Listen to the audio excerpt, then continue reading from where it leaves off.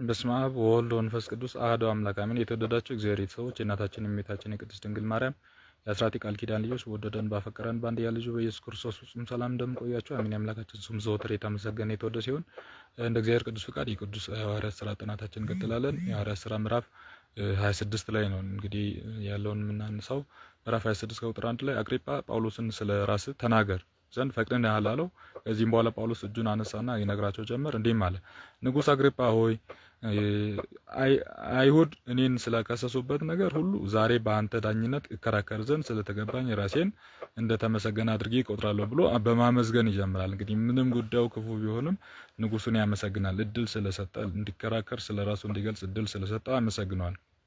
የአይሁድን ጠባቂዎች ጠባያቸውና ክርክራቸውን አጥብቀህ ታውቃለህና ታግሰህ ታደምጠኝ ዘንድ ለምናለሁኝ ይላል። ከልጅነት ጀምሮ በወገኖች መካከል በኢየሩሳሌም የኖርኩት ኑሮ አይሁድ ሁሉ ያውቃል።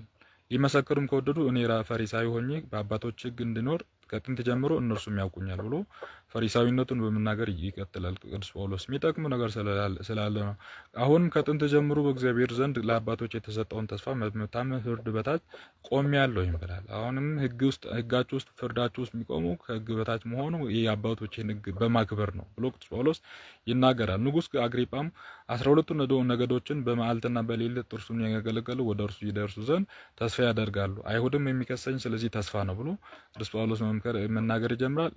እንዴትስ እግዚአብሔር ሙታን እንዳስነሳቸው በእናንተ ዘንድ የማይታመን ሆኖ ይቆጠራል ብሎ ቅዱስ ጳውሎስ መናገር ይጀምራል። እኔም ብዙ ጊዜ በናዝሬት በኢየሱስ ስም ላይ ክፉ ነገርም ላደርግ ቆርጬ ነበር። ይህንንም ከኢየሩሳሌም አደረኩት። ከሊቀ ካህናትም ስልጣን ተቀብዬ ከቅዱሳን ብዙዎች ወደ ወህኒ ቤት አስገቧቸው፣ ሰገርኳቸው፣ አብሬ እመክር ነበር።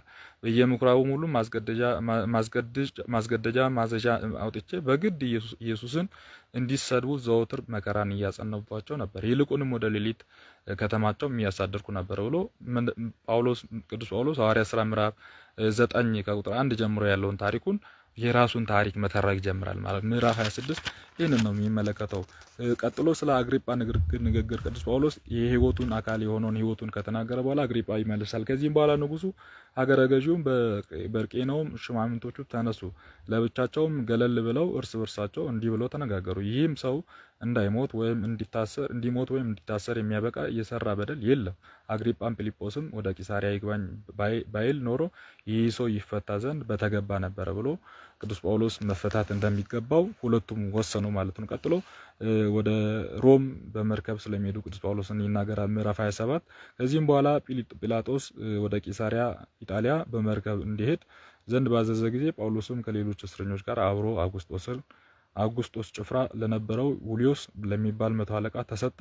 በተነሳም ጊዜ ወደ እስያ በሚሄድበት በአብራጢስ መርከብ ተሳፈረ። የተሰሎንቄ ሀገር ሰው የመሆኑ መቄዶንያዊ አስጥሮኮስ አብሮ ሄደ ይላል።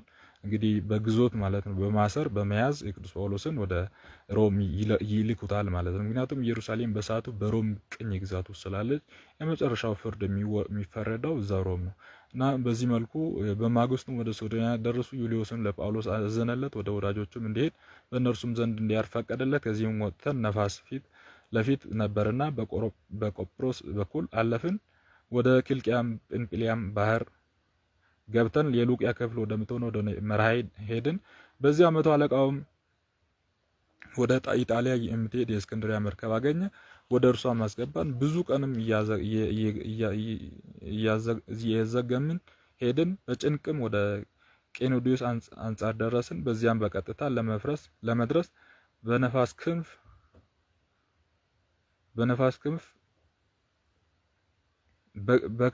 በነፋስ ቢከለክለን በቁርጤስ በኩል በእስልምናና ፊት ለፊት አለፍን። በአጠገቧም በጭንቅ ስናልፍ ሊሲያ ለምትባል ከተማ አቅራቢያ ወደ ሆነችው መልካም ወደብ ወደምትባለው ቦታ ደረስን። እንግዲህ በምድር ጉዞ ይሻላል የምንልበትም ብዙ ምክንያቶች በባህር ላይ በጣም ማት ችግሮች ይገጥማሉ። ከዛ መካከል ነፋስ እየተነሳ መርከቡን ማናወጽና መንገድ መከልከሉ ነውና በዚህ አይነት መልኩ በእስር ታስሮ በፖሊስ ታጅቦ እያለ ቅዱስ ጳውሎስ ወደ ሮም ሲጓዝ ባህር መሻገር ግዴታ ነበርና በዚህ መልኩ መከራ እንደተቀበሉ ቅዱስ ሉቃስ ይጽፍልናል ማለት ነው። እኛ እያለ ይጽፋል። ቅዱስ ጳውሎስን ተከትሎ የነበረ በመሆኑ ብዙም በዚያ ቀን ቆየን። የአይሁድም የጾም ወራት አልፎ ስለነበረ በመርከብ ለመሄድ የሚያስፈራ ነበርና ጳውሎስም እንዲህ ብሎ መከራቸው። እናንተ ሰዎች ሆይ ስሙኝ፣ ጉዟችሁም በብዙ ጭንቅና በከባድ ጥፋት ውስጥ ሆኖ እያለ ይህንንም የሚለው ከጥፋቱ ከራሳችን ሕይወት እንጂ ከጭንቀት በመርከብ ብቻ ስላልሆነ ነው። መቶ አለቃውም ግን ለመርከቡ ባለቤትና ለመሪው ይታዘዝ ነበርና ለጳውሎስ ቃል ግን አይቀበልም ነበር። ያም ወደብ ክረምቱን ሊከምርበት የማይችል ነበር። ስለዚህም ብዙዎች ከዚያው የወጡ ዘንድ ይቻላቸው እንደሆነ በቀኝ በኩል ወዳለው ፈንቄ ወደሚባለው ወደ ሁለተኛው የቀርጤስ ወደብ ይደርሱ ዘንድ ወደዱ። ስለማይበሉ ጽናት ቀጥቶ ከዚህ በኋላ በጣም ከፍ ያለ ማዕበል እንደተነሳ ከዛ በኋላ ቅዱስ ጳውሎስ በመርከብ ላሉ ሰዎች ስለተናገረው ነገር በመናገር ምዕራፍ 27ን ይጨርሳል ማለት ነው። ልከኛ አዜብ ነፋስ ነበር ይላል። እንግዲህ ስለማይበሉ ጽናት እርሱም እንደወደዱት የሚደርስ መስሏቸው ነበረ። መሐሊቁንም አነሳ፣ በቀርጤስ አጠገብ ሄደ። ከጥቂት ቀን በኋላ አርቃጢስ ለሚሉት የጽኑ አውሎ ነፋስ መጣ። መርከባቸውም ተመታ፣ ተሰነጠቀች። ቀዛፊዎችም በነፋስ ፊት መቆም አልተቻላቸውም፣ ተዋት፣ ብቻዋን ሄደች። ስለዚህም በኋላ ቄዳ ወደምትባል ደሴት እስኪገባን ድረስ ነፋሱ ነፈሰ። በጭንቅ ታንኳዎችን ለመግታት ቻልን። ከዚህ በኋላ ታግዘን በገመዳም አጠናክረናል። ከጥልቅ ቀጥሎ ቀዛፊዎች ወደ ጥልቅ ባህር እንዲወድቁ በፈሩ ጊዜ ሸራውን አውረው እንዲህም እንደሄዱ አደረግን። በማግስቱም በሶስተኛው ቀን በመርከቡ ያለውን ሁሉ እጃችን ያነሳ በባህር ላይም ጣለን። ብዙ ቀንም ፀሐይና ጨረቃ ከዋክብትን ሳናይ ማዕበሉ ጽናት ለመዳን ተስፋ ቆርጠን ነበር ይላል። በጣም ከባድ የመከራ ጉዞ እንደገጠመ ቅዱስ ጳውሎስ ይናገራል። ቅዱስ ሉቃስ መምህሩን የቅዱስ ጳውሎስን ዜና ሕይወት ይናገራል ማለት ነው። ከዚህ በኋላ ከኛም መብል የበላ አልነበረ። ጳውሎስም ተነስቶ መካከል ቆሞ እንዲህ አላቸው፣ እናንተ ሰዎች ሆይ ቀድሞ ኃያላን ቃሌን ሰምታችሁ ቢሆን ቀርጤስ ባትወጡ ኖረ ከዚህም ጉዳት መከራ ባዳናችሁ ነበር። አይሆንም እላችኋለሁ፣ መርከባችሁ እንጂ ከመካከላችን አንድ ሰውስ እንኳን አይጠፋም። አትፍሩ። እኔ ለእርሱ የሚሆነውን የማመልከው እግዚአብሔር የላከውን መልአክ እዚች ሌሊት አጠገቤ ቆመ ነበርና እርሱም እንዲህ አለኝ፣ ጳውሎስ አትፍራ፣ በቄሳር ፊት ለፊት ልትቆም ይገባሃል። ከአንተም ጋር የሚሄዱትን ሁሉ እነሆ እግዚአብሔር ለአንተ ሰጥተዋል።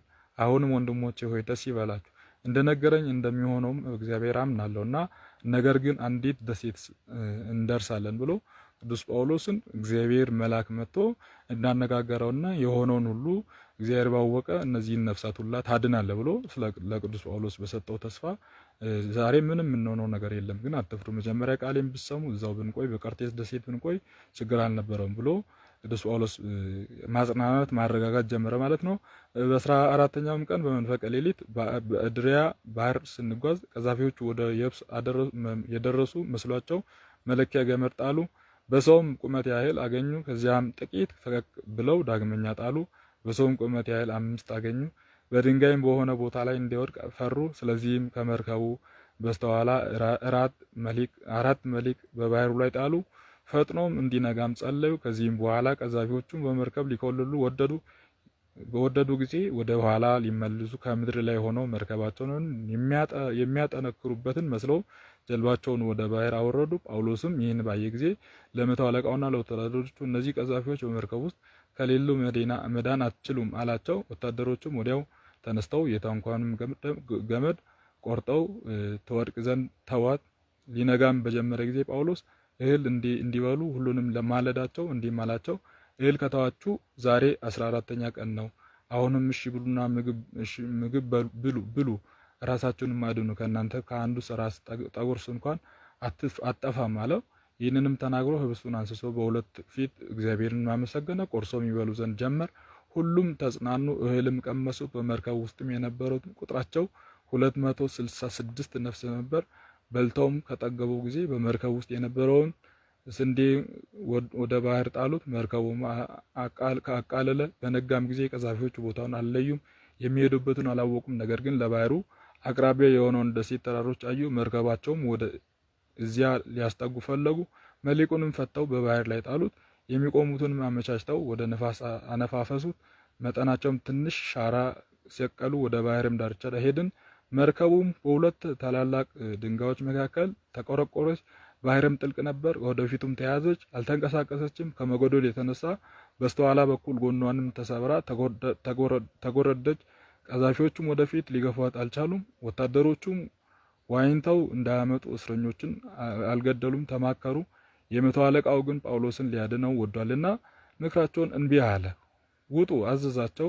እንዲወጡ አዘዛቸው። የቀሩትም በመርከብ ስብርባሪ እንጨትና በሳንቃው ላይ ተሻገሩ። ሌሎችም በመርከብ ገመድ ላይ እየተንጠለጠሉ ተሻገሩ። ሁሉም እንዲህ ባለ ሁኔታ በደህና ወደ ምድር ደረሱ ይላል። እንግዲህ ሐዋርያት ምን አይነት መከራ በየብስ በባህር ምን አይነት መከራ ተቀብለው ወንጌልን እንዳስፋፉ የሚናገር ክፍል ነው። በእውነት የሐዋርያት ስራ ምዕራፍ 27 ማለት ነው። ቅዱስ ሉቃስ የመምህሩን አንድ ላይ መከራ እየተቀበለ ያለ ተማሪው ነው።